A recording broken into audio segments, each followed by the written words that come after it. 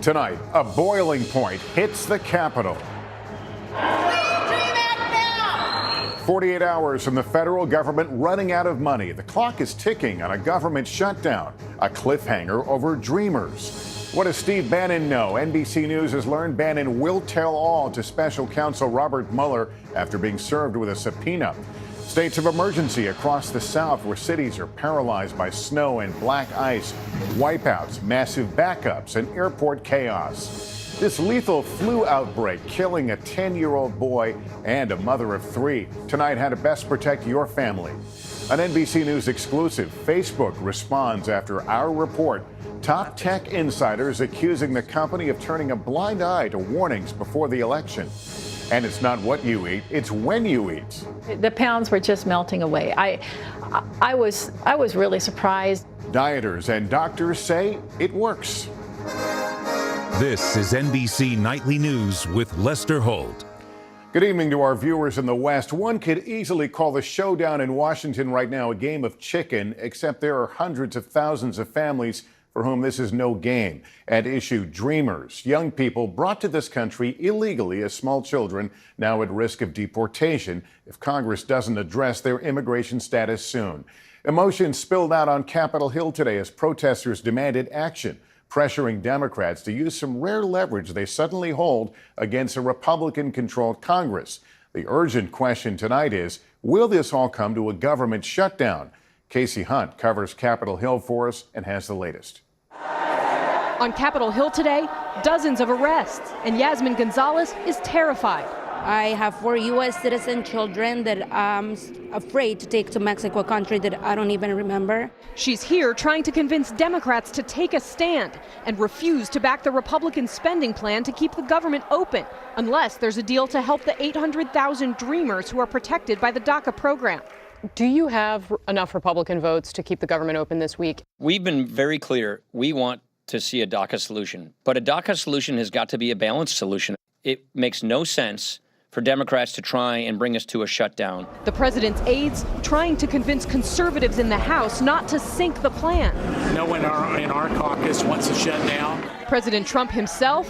Is there any DACA bill you're willing to sign? We're working. Adding to the confusion. I'm looking for something that President Trump supports, and he's not yet indicated what measure he's willing to sign. Both sides playing the blame game. Republicans control Congress and the White House, but they need Democratic votes in the Senate to keep government running. Like Senator Joe Manchin, whose state voted overwhelmingly for President Trump. I'm here because of West Virginia, and I'm going to represent West Virginia. And if that means you vote to keep the government open, then so be it. I'm voting for West Virginia. Outside the Beltway, time is running out for hundreds of thousands of Dreamers. Like Hermine Martinez Garcia, a police officer in Fairmont City, Illinois. There can't be any negative thoughts in my mind, because then it doesn't allow me to do my job. Still working for his community, waiting and hoping he'll be allowed to stay. Tonight, a Republican aide telling NBC News they're confident they have the votes to get this through the House as soon as tomorrow. But without a DACA deal, it could easily fail in the Senate, and that makes a government shutdown a very real possibility tonight. Lester. Casey Hunt at the Capitol, thank you. Now to a significant new twist in the Russia investigation after the House Intelligence Committee questioned the president's former chief strategist, Steve Bannon. We're now learning Bannon plans to talk to the special counsel's investigators and hold nothing back. NBC News Chief White House correspondent Hallie Jackson with details. Just 1 week before this moment on Capitol Hill, Steve Bannon leaving a marathon meeting. Great day. A more dramatic one in Washington, with the FBI showing up at Bannon's D.C. home last Tuesday, intent on serving a subpoena for the special counsel, according to someone familiar with the proceedings.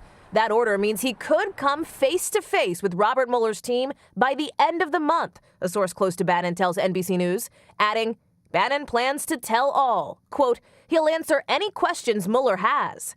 It would make Bannon among the highest profile officials to meet with Mueller just weeks after a new book published his explosive comments, later slammed by the president, with their relationship on the rocks. If there's nothing to hide, then the president should hope that Mr. Mueller speaks to everybody who was around him. Is the White House afraid of what Steve Bannon might say in these interviews? Not that I'm aware of. Bannon, like others who spent time in the president's inner circle, is being questioned in multiple Russia investigations, not just Mueller's. There's inquiries on Capitol Hill, too. That's where Bannon spent nearly 10 hours with the House Intelligence Committee yesterday. But the former chief strategist refused to answer questions about his time inside the White House because, he says, the White House told him not to, citing the potential for executive privilege. That privilege allows confidential conversations with the president to stay that way. Executive privilege is something that goes back decades because it's something that needs to be protected. Bottom line, the Russia investigations are not over yet, as the shadow of the special counsel creeps closer to the Oval Office.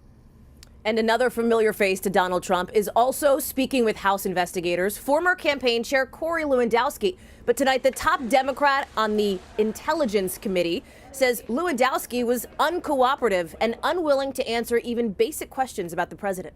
Lester? All right, Hallie Jackson at the White House. Thanks. Tonight, there are states of emergency across the South where they're not used to dealing with the kind of snow and ice pummeling a number of big cities from Austin to Charlotte, crippling highways, triggering chaos at the airports, and leaving a lot of parents scrambling with schools closed. NBC's Blake McCoy is in the storm zone. Parts of the South crippled tonight as rare southern snow combines with record-breaking cold. Black ice startling drivers in Mississippi.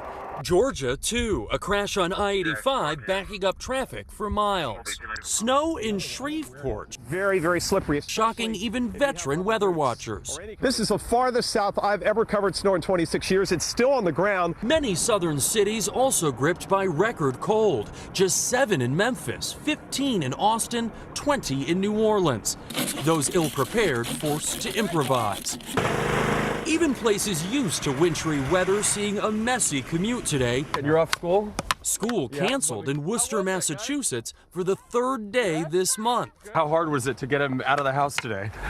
It wasn't as hard as normally is. Planes spent the day de-icing. Thousands of flights delayed or canceled nationwide. The combination of snow and cold air has North Carolina tonight under a state of emergency. Tomorrow morning's commute will be dangerous. A word of warning with at least 3 deaths across the South blamed on this storm already. Blake McCoy, NBC News.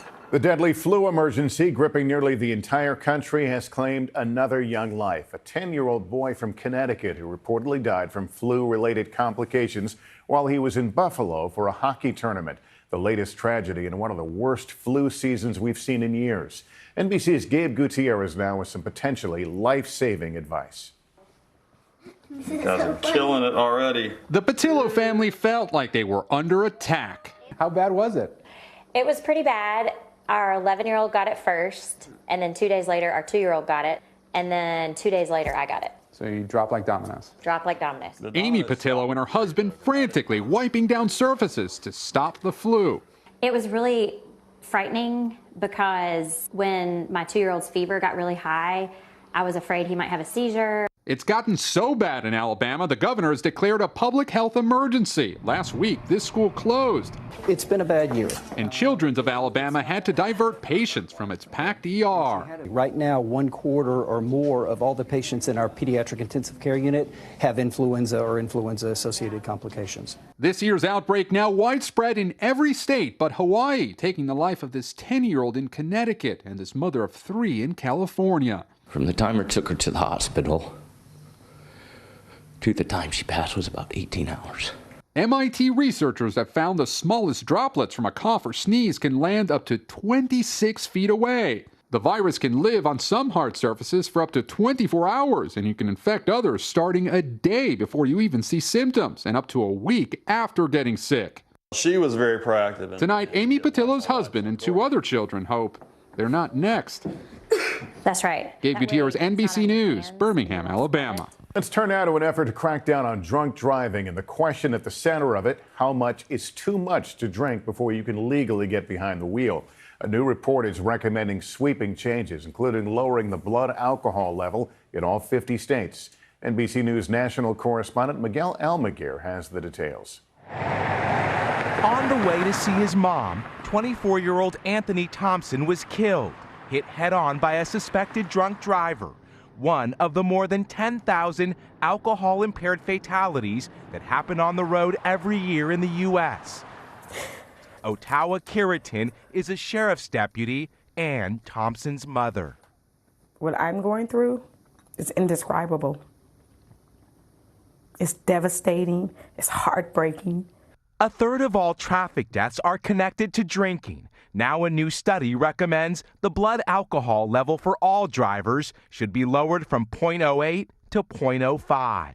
Impairment begins at levels actually far below 0.05. It's difficult for people to detect what their level of impairment is and to realize that they are driving while impaired. The report from the National Academy of Sciences, Engineering, and Medicine also urges changes on how liquor is bought and how much it costs. Researchers say higher taxes could reduce the number of fatal crashes. The report also suggests the number of outlets that sell liquor, like supermarkets, bars, and restaurants, should be restricted. If God took one life and I can save 1 million, that's what I'm going to do. Tonight, a sobering reality and a drive for change on the road. Miguel Almaguer, NBC News, Los Angeles. Tonight, we have a follow-up to our NBC News exclusive on Facebook. Last night, we heard from 3 tech insiders who accused Facebook of ignoring warnings before the 2016 election that foreign governments could exploit the social network for malicious purposes. Tonight, Facebook is responding exclusively to us. NBC business correspondent Jolene Kent has that. Tonight, Facebook responding to charges it did too little to stop a Russian disinformation campaign against American voters through targeted ads in 2016. We have seen conduct that should not have been on our platform, things that we should have caught earlier, and we're sorry that happened. Facebook executive Monica Bickert speaking out after our exclusive interview with 3 Silicon Valley insiders Tuesday. Facebook's a living, breathing crime scene for what happened in the 2016 election. What's your response to that? This is a really large community. Whatever people saw during the 2016 election that was from these Russian accounts that we've now removed, it was unacceptable. Bickert says many of the problems came from fake accounts. These are the sorts of accounts that we are investing in technology to get better at detecting. We've made significant strides since the 2016 election. But then there's the question of how Facebook posts are reviewed. Sarah Katz was part of a team that examined posts flagged by users in 2016. And Katz says she was not instructed to look for disinformation. As long as these stories didn't contain anything pornographic or incredibly violent, they're going to be left alone. Facebook says 7,500 people now review questionable content. Can you guarantee that a misinformation campaign will not happen again in 2018? Our job is to try to stay on top of how abuse is changing and make sure that our policies, our technology, our tools are all evolving with that. And the clock is ticking with another election just 10 months away. Jolene Kent, NBC News, Washington. There's a lot more to tell you about tonight, including the new trend in weight loss, the diet that's all about counting time, not calories. Also, the mysterious sight in the sky that was powerful enough to shake the earth below. What was it? Stay with us. We're back now with a new strategy a lot of people are trying in the battle of the bulge. A growing number of researchers say it's not so much what you eat, it's also pretty important when you eat it in order to lose weight. NBC's Katie Beck explains the new approach. Life wasn't always this lively for Lorna Shelton. Here we go. Not long ago, she weighed close to 250 pounds. I had to have both knees replaced. A healthier diet helped her lose weight, but not enough. After I'd gotten 40 pounds off, the next 10 pounds seemed to take forever. And I needed to do something different. Shifting focus from what she was eating to when she was eating it. She ate meals earlier and over less time, eating only from 8 a.m. to 2 p.m. She took off another 50 pounds. The pounds were just melting away. She got the idea from a study at the University of Alabama in Birmingham, testing something called time-restricted feeding. Eating in a narrow time period and then having an extended daily fast each day. Limiting eating to just 8 hours and starting early. We found that the early time-restricted feeding helped improve fat burning. Meals take 3 to 5 hours to digest. By shifting eating earlier, food is metabolized by bedtime, leaving stored fat to burn. So you're actually burning while you're sleeping. Correct. And in fact, that's when we find the fat burning is highest. Results also show reduced blood pressure and better insulin processing. While the diet doesn't make you cut calories or entire food groups, experts say avoid junk food and binging, and during fasting hours, only drinks with 0 calories like black coffee or water.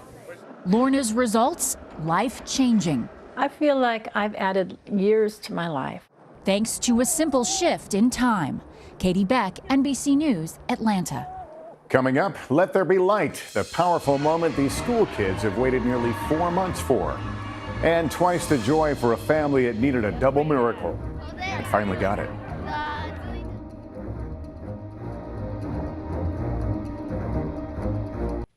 A ray of hope in Puerto Rico, still struggling mightily after Hurricane Maria decimated the island over 100 days ago. This is the reaction of students and teachers when the power finally came back on at one school in San Juan. Kids jumping up and down with excitement. Nice to see in a place that has experienced so much heartache, and a lot of places still waiting for the power to come back on. But we wanted to share these images with you.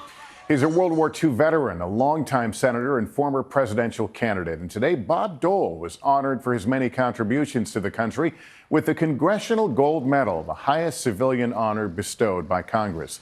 Speaking at the event, President Trump called Dole a true American hero. A grateful Dole said he's extremely honored.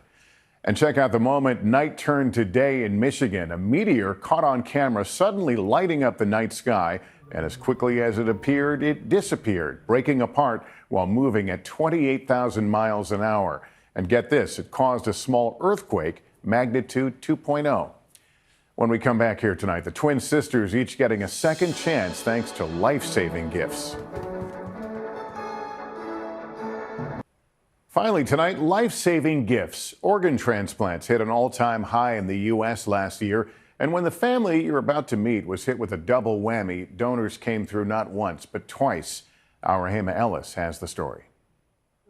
For twin sisters Sophia and Stephanie Atencio, this is a miracle. Just walking a few blocks with their mom a year ago was nearly impossible. Yeah, I used to stop over here, take a seat. I used to stop up the stairs. By 7, Sophia was diagnosed with severe lung disease. She struggled to breathe. Then, worse news. Stephanie got the same diagnosis. To survive, both girls needed a double lung transplant. I didn't want to think. I don't want to show them, how hard it was for me. The wait for donors was frightening. Couldn't run, couldn't go in the snow. I couldn't go to recess at school no more. Finally, after 2 long years, 2 donors came through. So shortly after the transplant surgery, Sophia, you wanted to get out of bed. I wanted to start walking and running and just playing. Both girls on a treadmill in just days. Now at 13, they're unstoppable, despite wearing masks at school to protect against illness. Together, how strong are the both of you? Maybe we could knock down Mount Rushmore? Mount Rushmore? Yeah. We were blessed twice. Yep. And we have a second chance of life. A second chance times 2. Rahima Ellis, NBC News, Netcong, New Jersey. We appreciate you spending part of your evening with us. That is Nightly News for this Wednesday night. I'm Lester Holt. For all of us at NBC News, thank you for watching and good night.